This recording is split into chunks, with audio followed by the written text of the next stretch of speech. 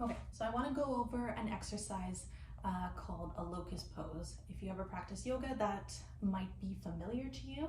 If it's not, don't worry. That's the point of why we're here. The big point of it is helping to strengthen the back, strengthen the posterior, the back of the pelvis muscle, and also engage a bit more of the adductor inner thighs, the inner hamstrings, and the internal rotators of the glutes. Because our external rotators are often a lot more active than the internal rotators are. So we're going to do it once with just the back, do it once just the lower body, and then put it all together. I recommend maybe doing 20 seconds of each version, and then work your way up to doing longer holds. For the lower body portion, have something between your thighs. If you're not used to activating the inner adductors, squeezing something between your thighs to make sure that it doesn't fall is super helpful. Once you get used to it, you can do it without having something between your thighs because it'll be easy. Starting on your stomach. Okay, your forehead's to the ground. Your arms are here down by your sides. You're thinking about squeezing your upper glutes, your low back, your mid back. You're pulling your shoulder blades towards each other. And then you're also keeping your head in line this way. So it's not being tucked in like that. It's not cranking back. It's just staying neutral. So if you push your hands up to about this spot, find what would it take to hold your torso here? What would it take to squeeze your shoulder blades together, squeeze the muscles of the low back, squeeze your butt, push your feet, top of your feet into the floor, and hold this. If you feel this is easy, let your hands float off the ground. If you're good there, let them come behind you. Okay, and this is all it is for the upper body portion of locust pose. Think about like driving and trying to reach. Can you reach your toes with your fingers? That pull helps you pull up more. If you're feeling this a lot in your low back and it's not good, pull your belly button in towards your spine. Squeeze the glutes, activate your core, and also squeeze your upper back a little bit more. If your low back is hunching a lot, then you might need a bit more pull in the upper back, because that's often the area that does not activate as much as it should be, okay?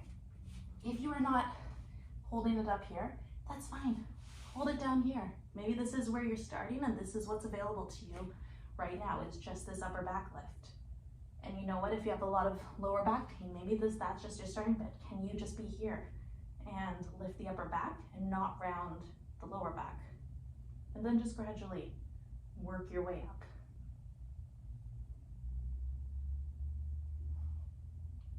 Good. Now, the lower body. So you are thinking about squeezing your thighs together. They are staying touching. They are staying in a neutral position. So if we're looking at your legs from the ground this way, they're staying together. Toes are pointed. Knees, toes, everything is perpendicular to each other and staying straight. It's really easy to squeeze the glutes so much that they rotate open it like this, and that is wrong. I don't care if it means your legs get higher. Don't do it. I'd rather your legs stay only an inch above the ground with this good proper posture and alignment, okay? So between the thighs, get back down on your stomach if you're not still there.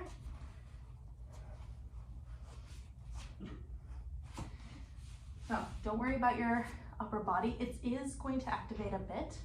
The upper back will squeeze, that's okay, but the big focus is on the lower body. So let's squeeze our thighs together, activate the quads so the knees are straight, point your toes, and squeeze your glutes and hamstrings to lift. And hang out here. This might suck a lot. If you're not used to activating your inner thigh adductors, this might suck. And again, maybe you're only here. The big thing that I don't want to see is I don't want to see the knees bending and only lifting like that. Okay, the purpose is the entirety of the legs.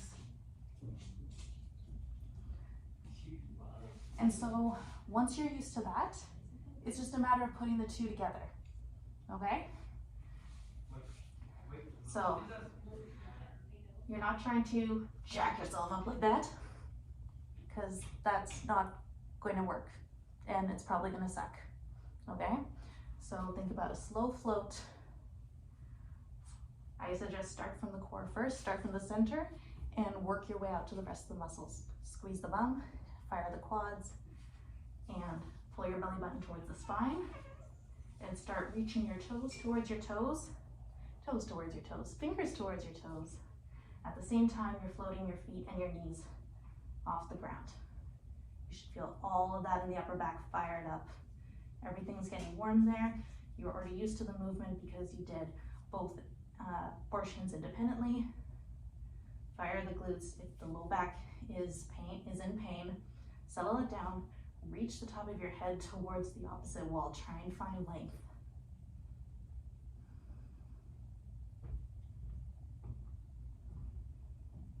And let it relax down. Let your head turn to one side. Wiggle your hips out because that was a lot.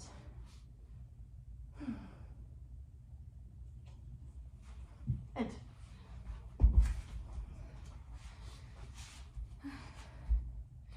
And that's all you need for locust pose.